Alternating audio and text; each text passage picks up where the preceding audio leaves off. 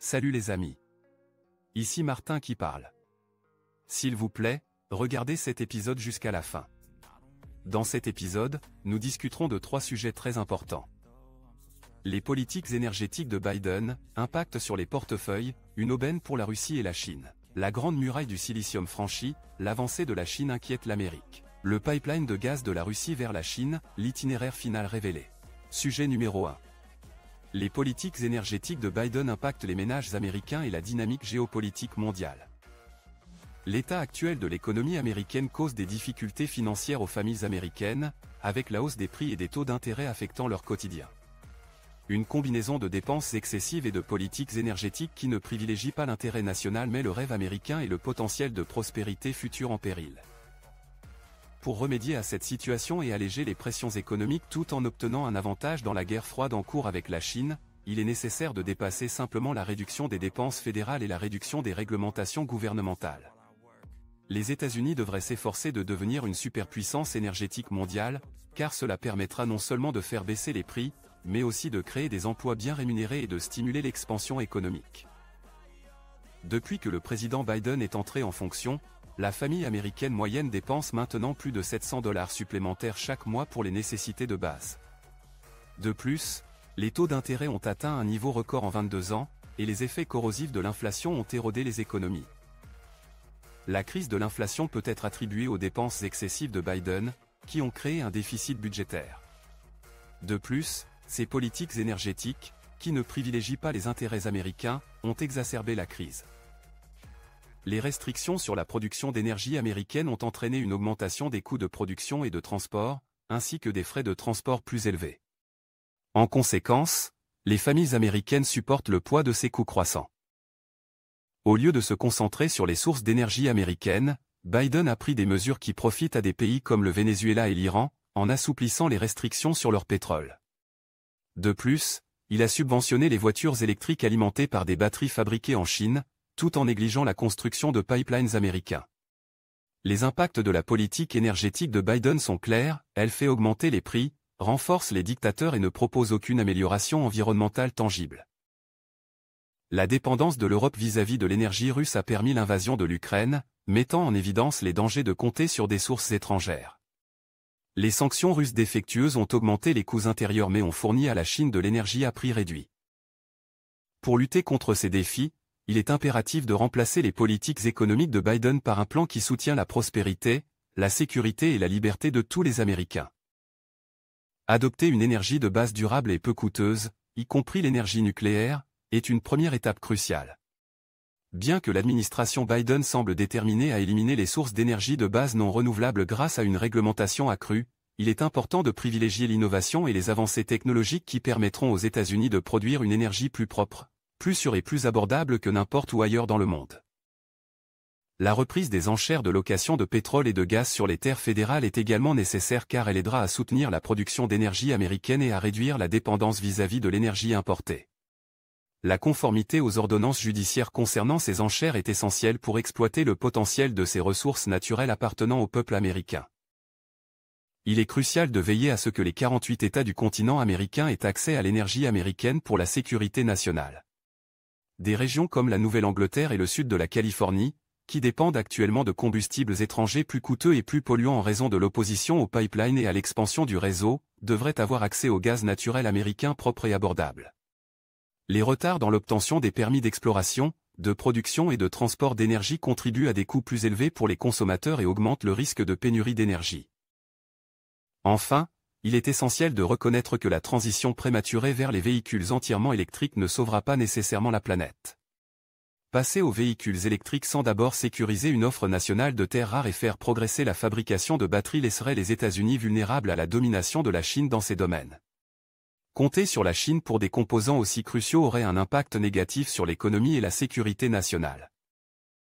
Pour parvenir à une économie vivante et prospère, les États-Unis devraient privilégier la domination énergétique américaine, adopter une discipline budgétaire, réduire les obstacles bureaucratiques et mettre en œuvre des politiques fiscales favorables à la croissance.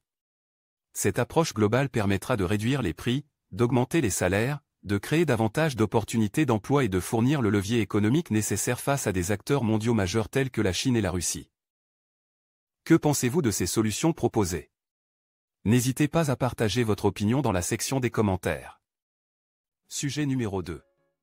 Le mur de silicium brisé, l'avancée de la Chine inquiète l'Amérique. La Chine a récemment lancé son tout dernier smartphone, le Mate 60 Pro, mettant en vedette la puce Kirin 9000S développée par la China Semiconductor Manufacturing International Corporation, SMIC. Cette puce, fonctionnant à une échelle de 7 nanomètres, représente un progrès significatif des fabricants chinois de puces, défiant les intentions des sanctions américaines visant à restreindre l'accès des Chinois à la technologie de pointe américaine.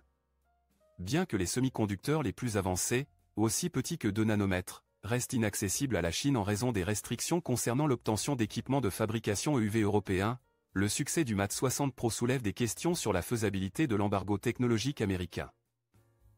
La stratégie américaine consiste à limiter l'approvisionnement en puces des entreprises chinoises ciblées, en utilisant des brevets de puces américains et en exerçant des pressions politiques et diplomatiques tout au long de la chaîne d'approvisionnement en puces. Les principales entreprises impliquées dans le processus de production de puces sont Nikon, Japon, et ASML, Pays-Bas, responsables de la fabrication des machines nécessaires à la production de masse. Pendant ce temps, TSMC de Taïwan et Samsung de Corée du Sud sont les plus grands fabricants mondiaux de puces avancées en utilisant ces machines. La capacité de Huawei à améliorer la qualité de ses puces pour le Mate 60 Pro a été facilitée par l'accumulation d'inventaires de puces alors que les approvisionnements étrangers diminuaient. La récente mise en œuvre de sanctions américaines plus strictes à l'encontre des entreprises japonaises et néerlandaises, influençant leurs expéditions d'équipements, a eu lieu après que de grandes quantités d'équipements de fabrication de puces aient déjà été commandés par les acheteurs chinois. On suppose que la Chine aurait pu obtenir quelques machines EUV, mais leur utilisation est limitée en raison du manque de pièces et de services résultant de la suspension de l'approvisionnement. Néanmoins, les nouvelles puces de la SMIC illustrent les progrès technologiques réalisés par l'industrie chinoise des semi-conducteurs sans avoir recours à des outils EUV, mettant en valeur la résilience du pays en matière de technologie de puces. Le président chinois Xi Jinping a fait de l'autosuffisance en matière de semi-conducteurs une priorité et il est rapporté que Pékin est prêt à lancer un fonds de 40 milliards de dollars, son plus important à ce jour, pour renforcer le secteur des puces. Il est clair que la Chine fait des progrès dans le domaine du développement de puces, mais son accès à la technologie la plus avancée reste limité. L'impact des restrictions américaines et l'efficacité de la politique d'embargo technologique américaine sont des sujets qui méritent une analyse et une discussion approfondie. Que pensez-vous des défis et avancées en cours dans l'industrie des semi-conducteurs? Partagez vos réflexions dans la section des commentaires ci-dessous. Sujet numéro 3. Gazoduc de la Russie vers la Chine, le tracé final révélé. La Russie progresse dans la finalisation du tracé pour la construction du gazoduc puissance de la Sibérie 2, un projet important visant à augmenter l'approvisionnement en gaz naturel vers la Chine. La construction devrait commencer l'année prochaine, alors que la Russie cherche à diversifier son marché en raison de facteurs géopolitiques ayant impacté sa relation avec les acheteurs européens. Selon Alexander Nova, vice-premier ministre russe et responsable de l'énergie, le tracé du gazoduc est dans sa phase finale. Le gazoduc passera par le sud de la Sibérie près d'Achinsk, puis se dirigera vers l'est vers Krasnoyarsk et Irkoutsk avant d'atteindre la frontière mongole.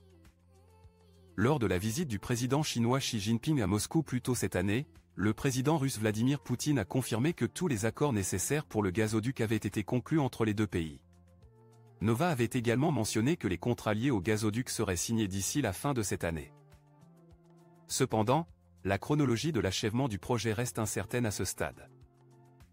Il est important de noter que la Russie exporte déjà du gaz vers la Chine via le gazoduc existant puissance de la Sibérie 1, qui est entré en service en 2019.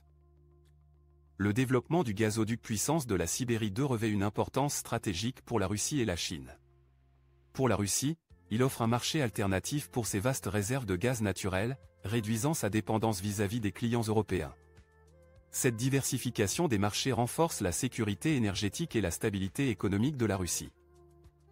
Pour la Chine, le gazoduc représente une opportunité de répondre à sa demande croissante en énergie. En tant que plus grand consommateur mondial d'énergie, la Chine cherche activement à sécuriser des sources fiables et diversifiées de gaz naturel.